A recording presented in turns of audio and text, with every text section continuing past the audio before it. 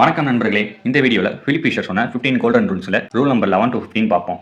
நம்ம பார்க்குற company long term சக்ஸஸுக்கு தகுதியா இல்லையா, அதுக்கு ஃபைனல் கிளாரிட்டி இதில் கிடைக்கும். ரூல் நம்பர் 11, இந்த இண்டஸ்ட்ரிக்கு மட்டும் தனி சிறப்புகள் இருக்கா அப்படின்னு பார்க்கணும். ஒரு கம்பெனி இண்டஸ்ட்ரிக்கு எப்படி ஃபிட் ஆகுது என்பதை பார்ப்பது முக்கியம். ரீட்டெயிலில் ரியல் எஸ்டேட் கட்டுப்பாடு முக்கியம். எஃப்எம்சிஜியில் மீடியா, அட்வர்டைசிங், பையிங்லாம் முக்கியம். பேங்கிங்கில் credit management, non performing asset handling முக்கியம். Example Hindustan Unilever, Cadbury media strategy use பண்ணுவாங்க. HDFC bank low NPA customer targeting strategy use பண்ணுவாங்க.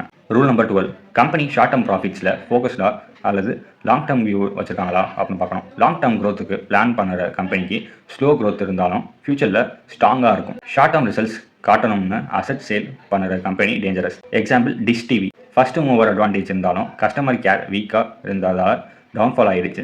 மாருதி பெட்டர் ரிசல்ட்ஸ் கொடுத்தாலும் லாங் டேர்ம் இன்வெஸ்ட்மெண்ட் மிஸ் பண்ணிடுச்சு. ரூல் நம்பர் 13, கம்பெனிக்கு ஃபியூச்சர் க்ரோத்துக்காக ஷேர் டெலிவட் பண்ணணும்னா அது சேஃபாக பண்ணுறாங்களா.